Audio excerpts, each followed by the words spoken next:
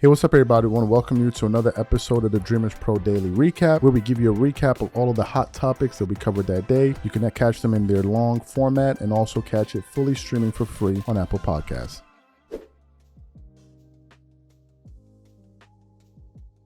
Let's get into this story. So, I want to give a shout out to Raw for TV because he's the one that brought this to my attention.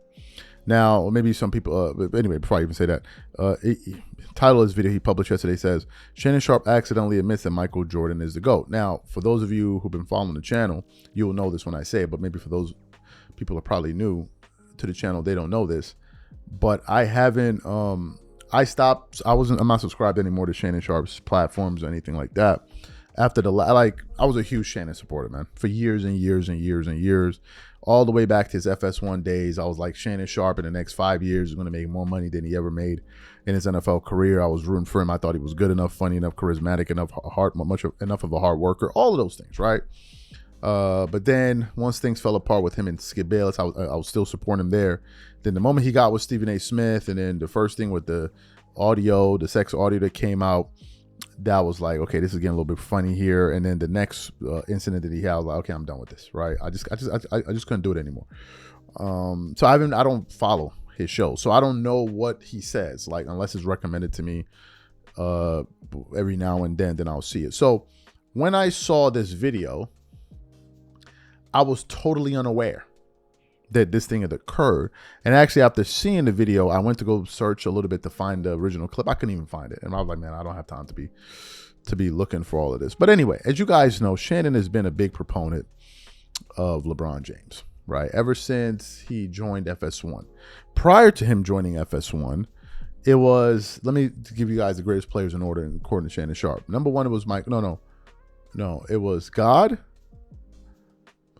Michael Jordan, and Kobe Bryant, in that order. That's what Shannon Sharpe was tweeting out in 2011 or 2012, one of those years, in terms of the greatest players of all time. By the time he got to 2016, Kobe Bryant was like number 9 on his list. And all of a sudden, LeBron James jumped, I think, to like number 3. And then before you know it, he jumped to number 1. It was just like, bro, what is this, right? And then to Joy Taylor on an episode when Steven Jackson was there kind of hinted like, Shannon Sharpe's allegiance can be bought. Right, and Skip Bayless was like, what's going on? He's like, yeah. And then Steven Jackson like, yeah, I heard that too. And then all of a sudden he became this huge LeBron James supporter. And it made no sense, right? Because Shannon is a guy that saw LeBron and Michael Jordan play, right? So for a guy that was saying that Jordan was right next to God, like right after God, to now all of a sudden talking about LeBron James. Well, LeBron James had been in the NBA all the way up to 2011, 12. Where was all of this, right? To all of a sudden now becoming a GOAT, a lot of people were scratching their heads, right? But a lot of us feel like Shannon knows that Michael Jordan is the greatest player of all time, but he has to do this kind of, pony trick for LeBron fans to make them feel good. So anyway, during the conversation with I believe, boxer, her name is Clarissa Shields. I think he was trying to pay her a compliment. And he basically told her that you are the Michael Jordan of boxing. And by him saying that, he's saying that she's the greatest female boxer. But a few moments after saying that, he caught himself and then said, no, you're the LeBron James of boxing. I'm like, you got to be joking. Okay, cool. So what we want to do is we want to play this sound for you. It's about a minute or so long. I want you guys to listen to it here, and then to Shannon Sharpe kind of having a slip up. And I'm going to come back and continue on the show. Take a listen to his comments here. Talking about everybody who's boxing. She's saying, listen, there's a lot of girls there. They all good, but none of them are good enough to give me a good challenge for me to come back out of Richard. But you right now, you the Michael Jordan of boxing. Well, tell her that. But I wasn't supposed to take that any kind of way. That's what she said. She said that I took wrong. Oh. Which it was like, how can I take that wrong? You said it. You the LeBron James of boxing. Yeah, and you said. Great. So you heard what Shannon Sharpe had to say. Now, what just happened here? I think what happened was two things. One, Shannon Sharpe forgot that he was supposed to be twerking. And the truth came out. Then the second thing that happened was he probably caught himself. I said, oh, no, you're the LeBron James, right? The first thing he said was the truth. Shannon Sharpe knows Michael Jordan is the greatest player of all time. He knows that. He knows it.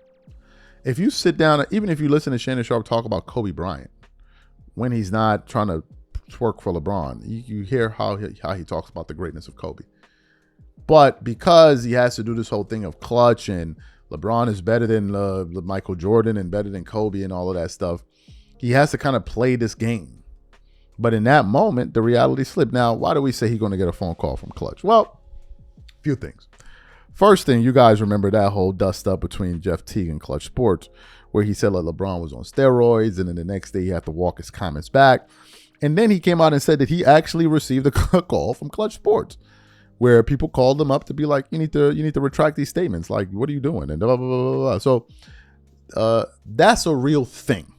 Then, if you guys remember the time when Shannon Sharpe got pretty upset at LeBron over his refusal to give praise to the Miami Heat organization for the role that they played in helping him become a championship player, Shannon received some flack, even from Gilbert Arenas. Because I remember when they were talking about it on Gil's Arena, and Gil says he doesn't know what Shannon Sharpe is doing. Shannon Sharpe is supposed to be on this side. So what is he doing there? And I'm like, what is this side? What is this side? I remember Gil used to go on Shannon's show, right? He used to go on Shannon Sharpe's show. So I found that to be interesting as well. But in this case, he was able to clean it up quickly. He was able to clean it up quickly. I said, "Oh no, you know, I mean, you know what I mean. LeBron James is the GOAT." I believe this. I believe most of these dudes that be saying this stuff don't believe what they be saying, bro. I believe most of these guys that come out here and say these things, I believe the vast majority of them don't believe a word that's coming out of their own mouths. I sincerely believe that.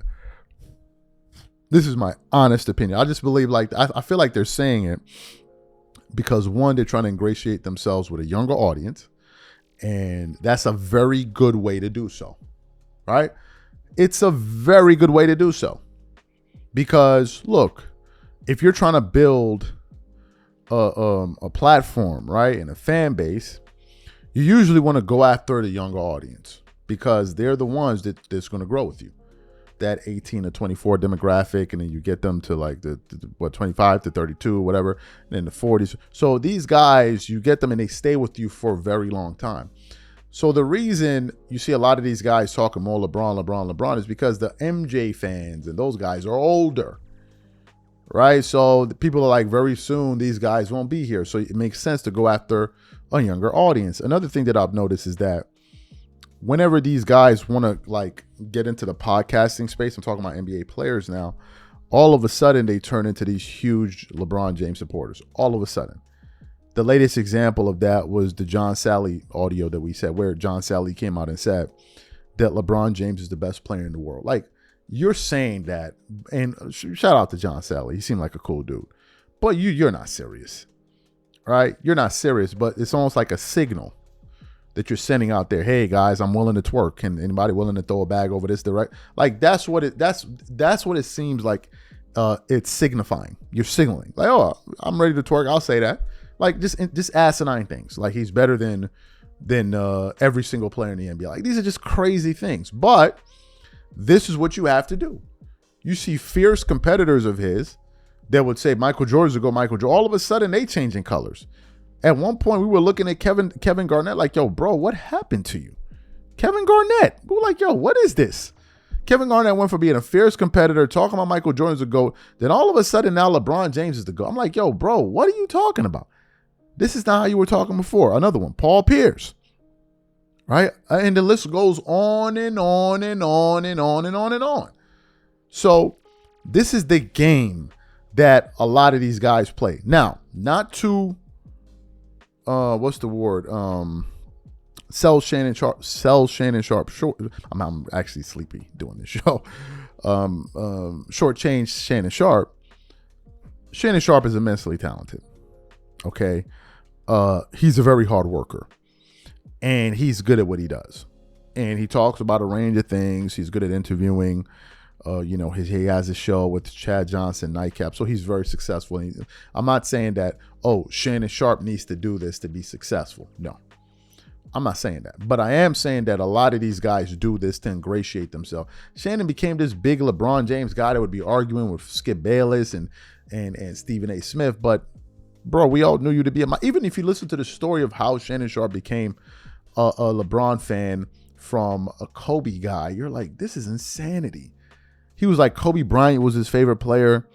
Then he got into a bet with his friend somewhere at a barbershop or something that the guy was a KD supporter. Then all of a sudden he became a LeBron supporter.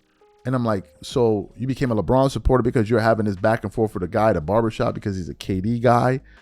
And then now all of a sudden your favorite player in Kobe Bryant just falls by the wayside. The guy that you were talking about was the second greatest basketball player of all time, gets dropped down to number 9. I'm confused. But then all of the other guys that you put ahead of Kobe had already retired. So I'm confused. Like, what you're saying doesn't make any good sense. The whole storyline of how Shannon Sharpe became a huge LeBron supporter makes absolutely, positively no sense whatsoever. It makes no sense at all. I'll give you guys an example. Let me pull it up. Shannon Sharpe, top 10 NBA players. Okay. There was a list that he did a while ago. Here's a list, right? So he was saying that Kobe Bryant with Jamal Crawford is that Kobe Bryant can be a top 5 player because he only had 5 MVPs, right? But the problem is, and let me see if I can find it. Shannon Sharpe, Jordan GOAT tweet, right? But basically in that tweet, he was saying that Michael Jordan is a GOAT and Kobe Bryant is the second greatest player of all time. So if you're saying Kobe's the second greatest player of all time in 2011, well, Shannon, Kobe only had 1 MVP in 2011. So how was he the number 2 greatest player of all time? And then why we fast forward a number of years later and you're saying that Kobe Bryant can't be a top 5 player of all time because he only has 1 MVP? What you're saying makes no sense. Then if you look at Shannon Sharpe's top 10 in 2021 on Undisputed, look at his list. LeBron, who was not even on his list. Kobe, that was number 2, dropped to number 9. Then it became Bill Russell, Tim Duncan, Larry Bird, Wilt Chamberlain, Magic Johnson, and Kareem Abdul-Jabbar. My only question is, Kareem, Magic, Wilt, Larry, Duncan, Russell had all retired. So if Kobe was number 2, what did these guys do that had already been retired? What did they do for Kobe Bryant to drop so far back? What happened was he redefined what it meant to be a top 5 player, which was the MVPs. So he changed it, and that was his way out. But the crazy part is that even by going by that metric, if you look at Michael Jordan has 5 regular season MVPs. If you look at Kareem Abdul-Jabbar, where is it at? Kareem Abdul-Jabbar, I believe Kareem Abdul-Jabbar has 6 regular season MVPs. 6 of them. Let's look at it here. Kareem Abdul-Jabbar has 6 most valuable player awards. So if Kareem Abdul-Jabbar has 6 most valuable player awards, how is he behind LeBron James? He has more championships than him. He has more MVPs than him. So how is he ahead? How is LeBron James ahead of him? Michael Jordan has more championships than him. He has more MVPs than him. So how do you have LeBron James ahead of him? It's all bull. It's all bull. That's why this is why we're here. It's all bull. It's all one big bag of bull. And that's just the fact of the matter. It's just bull. And they're trying to hand it off and make it seem like, oh, no, it's really this. No, Charles is really that. No, you're full of You're just bending yourself into a pretzel to create this false narrative. Even if you listen to his reasoning, none of it makes any sense whatsoever. Jordan was being compared to God. Kobe was right behind him. And then all of a sudden, Kobe is now number 9. I wish we could find the tweet. And some people will say, some of his supporters that want to make it seem like, oh, he came to some new realization, is that, well, more information came out. Yeah, more information came out. On who? The only other guy that more information came out about was LeBron James. Michael Jordan had already been retired. Kareem was retired. Magic Johnson was retired. Wilt Chamberlain was retired. Larry Bird was retired. Tim Duncan is retired. Bill Russell was retired. So these are 8 players that are retired. What new information did you get between 2011 and 2015? What new information happened for Kobe to drop below all of those guys when you had him ahead of all of them? What new information happened? And why is it that the list, your ranking, only benefits LeBron? Why is this the case? It only benefits him. And everybody else suffers. And even if that's the case, if new information came out, what new thing did LeBron accomplish since 2011 when you call Michael Jordan the greatest player next to God? That would be enough. That would be enough to put LeBron ahead of Michael Jordan. This is the question. This is the question. What new thing? Oh, we got the tweet here. This is the tweet, and I want to put it up for you. This is from 2012. Shannon Sharpe, not even 11, 2012. Shannon Sharpe wrote, greatest basketball players of all time, God, Air Jordan, and Kobe in that order. Go Lakers. That was in 2012. Look at the tweet there. And then people started commenting before you became La Shannon Sharpe.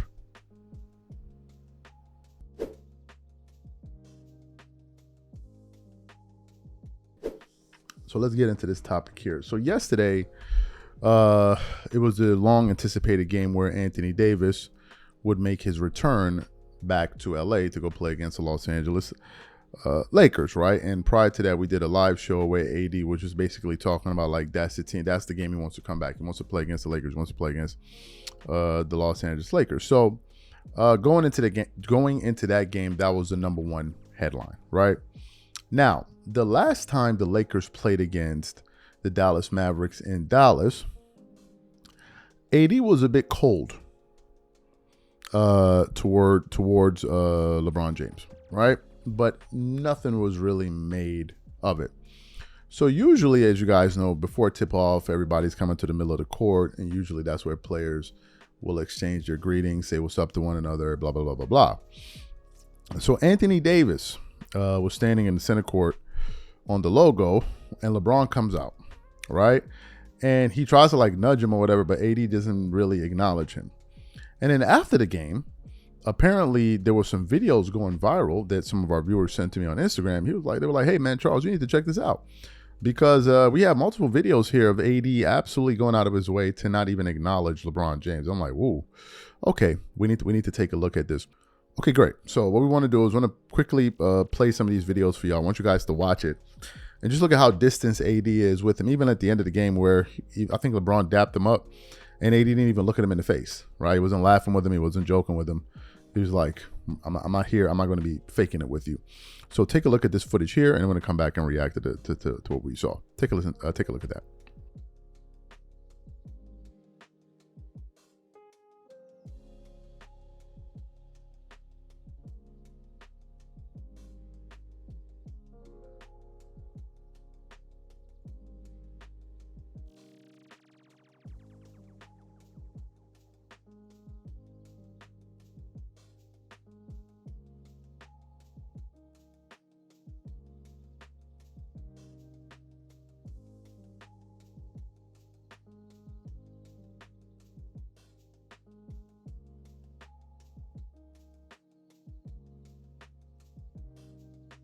Excellent. So you saw it. What are my thoughts about this?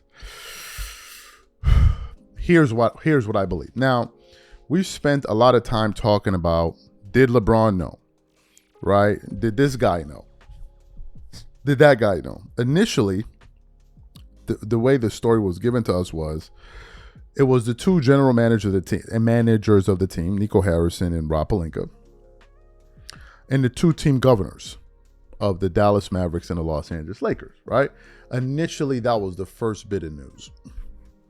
And when the news first broke that night in New York, later on, LeBron was saying he was shocked and all this. But various people around the NBA were saying that, no, there's no way a move like this goes down without the knowledge of some key members like the agents and all of that, right? And as you guys know, Anthony Davis is represented by the same agency that LeBron is represented, which is Clutch Sports, right? But obviously, you know that LeBron and Rich Paul are childhood friends. So the relationship that LeBron is going to have with Rich Paul is going to be different than that of the relationship that Rich Paul is going to have with LeBron James, because Rich Paul is always going to be LeBron first, right? As he should be, right? Because he's showing extreme loyalty, as he should. So NBA players started coming out and saying they thought that there's no way that LeBron doesn't know about this. Steven Jackson kind of joked about it. Matt Barnes kind of joked about it. Then we got the story of Marcus Morris Sr., because his brother was included in that trade, Markieff Morris, where he was essentially saying, you know, he remembers talking to his brother on the phone, and then his brother informed him that this trade was going to go down. And they said that because the brother was planning to go into retirement, according to what Marcus Morris said. And he said that LeBron wanted him to be a part of that trade, right? So do you have those parts out there? Now, the question is, if everybody is saying that LeBron didn't know, why is AD acting so distant toward LeBron James? Given the fact that these guys were always close, they were always hanging out together. Why all of a sudden the change? And I'm just gonna what is it? What's the word I'm gonna use? I'm just gonna make some assumptions here. Here's what I think. I think AD knows that the big wigs decided to make this move. I also believe AD knows that he was left outside the loop. Luka Doncic was left outside the loop. But what I believe is that AD believes LeBron knew something about it. Maybe not at the inception of the idea, but right before they pulled the lever to go ahead with the trade. I think AD believes at some stage during this process, LeBron knew, and he didn't inform him. That's what I believe. Now, some people will say, well, is it LeBron's job to inform AD, or is it his agent? Well, that goes back to my original point, which is, if it comes time to pick sides, Rich Paul is always going to side with LeBron James, right? As he should. So Rich Paul can then come out and say, hey, look, I didn't know anything about it. I knew nothing about it. Absolutely nothing about it whatsoever. But that could be what he says publicly. Behind closed doors, it could be something else. And what I think AD was bothering him is that he feels that somewhere along the line, LeBron had something to do with it, that he didn't inform him, because AD was absolutely blindsided. I even went back today and rewatched the video when he was first being interviewed in Dallas after the first comments he made after the trade, and he gave me the play-by-play. He said the play-by-play. He was essentially about to watch a movie with his wife, and then he had congratulated the team after the win against New York City. Then all of a sudden this trade went down, and he posted a comment in a group chat, and then he was like, from that point on, he was just like, no, this is, and then he started making a mental shift to the fact that he's going to be leaving the organization. But I do believe that a part of AD believes that LeBron knew at some stage, because that Marcus Morris story of how Markieff told him that LeBron said he wanted him to be a part of the deal, I think that it would indicate that maybe towards the latter stages of that deal going down, when they were talking about maybe some other pieces they can involve in the move, they probably informed LeBron. And maybe that's the part that AD is probably suspicious about, or he knows about, because these guys used to be super, super cool. And now all of a sudden AD doesn't even acknowledge him. Something went down there, and AD is not even faking it. You could see that he's still annoyed about it, right? And LeBron kind of seems to be like, it's just business, man. It's just business. And AD's probably looking at it like, no, it's not. No, it's not. I listened to you to help for you to recruit me from New Orleans to come down here and play with you, or come over here and play with you. So no, it's not. And maybe I think that's where the fracture is. That's just my opinion. But what we do know for a fact is something is going on here. Because look at how every other member of the team came to greet AD, Rui and all of them. He feels like LeBron knew something and he didn't give him a heads up.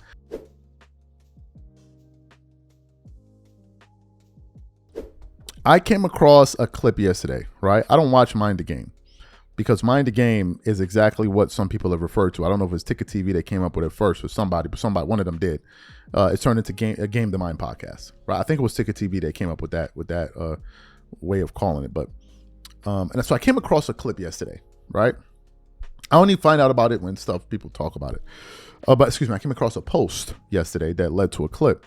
And it was a post from NBA on ESPN. And I want to show you guys the post quickly. It says, there has not been a more dominant, complete player that I've ever played against. LeBron James on Nikola Jokic via the Mind the Game podcast. And the minute I saw that, a bunch of thoughts just started going through my brain. Like, here we go again with the cap, right? So what we want to do is want to quickly play what LeBron had to say about Nikola Jokic. And then we're going to come back and continue on the show. Take a listen to LeBron James here. Let me ask you this. Is he the best offensive player you've ever played against? Wow, that's a tough question right there, Steve. Oh, my God. When you think about the totality of what he does, the pressure he puts on the defense, the assists, the playmaking, the initiating the offense, the threes, the mid-range, the putting people in the basket. Like, it's a lot of stuff. No, it's a lot. It's a lot.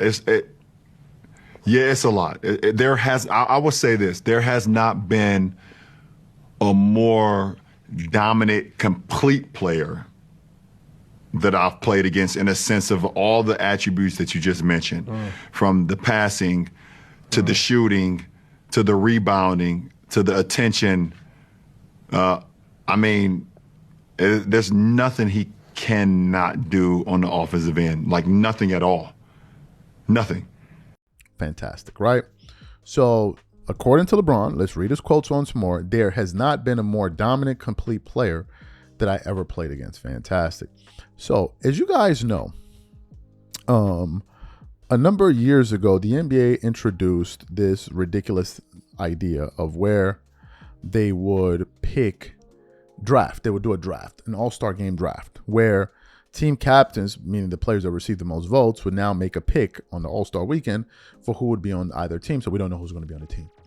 And I think in 2023 All-Star game, Giannis Antetokounmpo was the team captain of the West, and LeBron was the team captain of the East. And I want to hear you guys picking. I want you to hear you guys play a quick clip of you guys of LeBron James picking Nikola Jokic as the last player in the draft. Take a listen to this quickly. There were just two starters left up here. LeBron.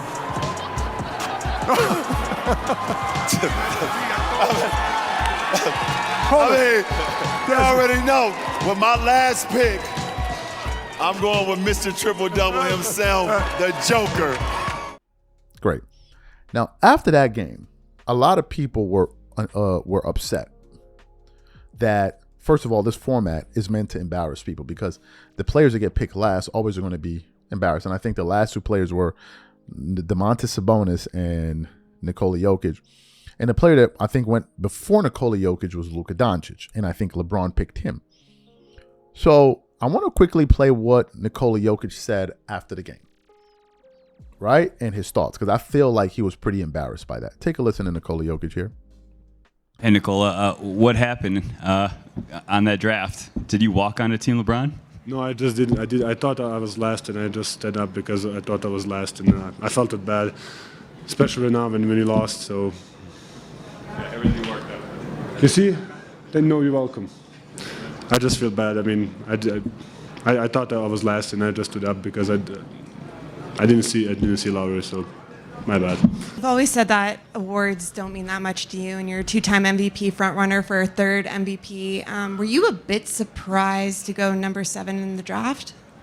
No, I will not draft myself either. I'm not meant for this game. Fantastic. Now, if you remember after that embarrassment, the Lakers faced off against the Denver Nuggets in the Western Conference Finals that year. And what happened? The Denver Nuggets went out of their way to embarrass the Lakers. They could have beaten them in 5 games, but they went out of their way to embarrass the Lakers. and beat them in 4. They beat the living hell out of them.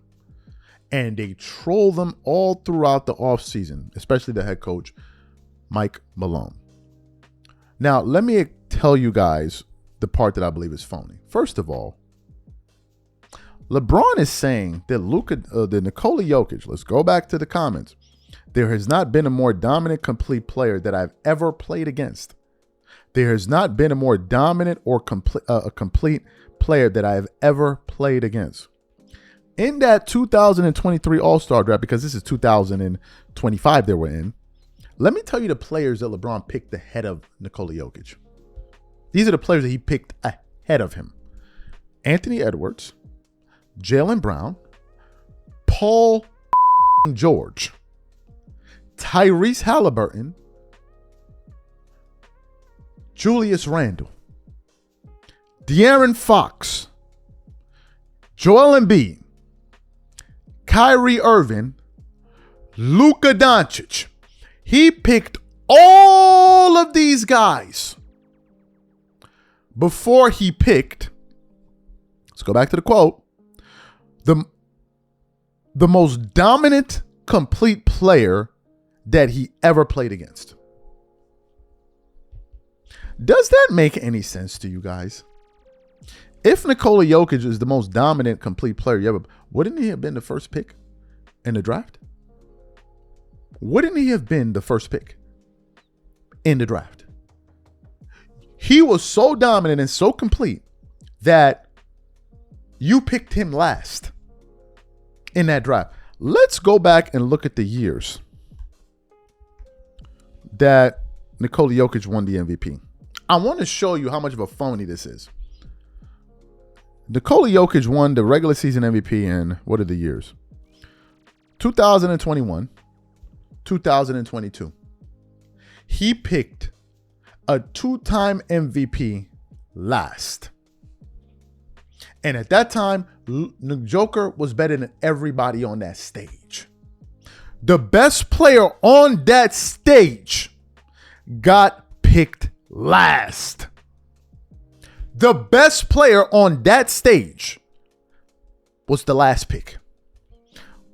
2-3 years later, he's now the most dominant offensive player and most complete player you ever seen. You just figuring this out now? Now is when you're figuring this out? It just reeks of it's almost like as if you put an orangutan up there that played basketball for 3 years, LeBron would tell you he's one of the best. Like, it just feels like whoever's in front of me, I'm just going to blow hot air. Whoever's in front of me, I'm ready to blow the hot air. Any way you want it, baby, I'm here to do it for you. Anyway. Anyhow, you ready for it to go down? It's something about it just seems so fake to me, bro. Something about it just seems so fake to me. The fact of the matter is they disrespected the hell out of Nikola Jokic that year. They disrespected the hell out of that dude by making him the last pick. Listen to the players that were picked before him. That's just on the East. On the West. Drew Holiday got picked before him. Now, Giannis was trying to build this international team. I forgot all of the players he picked. I know he had Bam. I know he had SGA. I know he had Pascal Siakam. I forgot who else he had. So Giannis was kind of trying to build, but Giannis didn't come out and say that he's the most dominant player ever. Now, before we quickly close, I know we got a lot of Nikola Jokic fans on the channel. Nikola Jokic is arguably the best player in the NBA. I think he was last year, but then of course you got SGA. You got Victor Wembanyama, but he's been injured. I still think SGA is the MVP. I still think so. Because Oklahoma City Thunder were 18-1 without their second best player. Now, we're going to argue about that. I'm going to say that, but I still think SGA is the MVP. I just want to throw that in at the end. But anyway,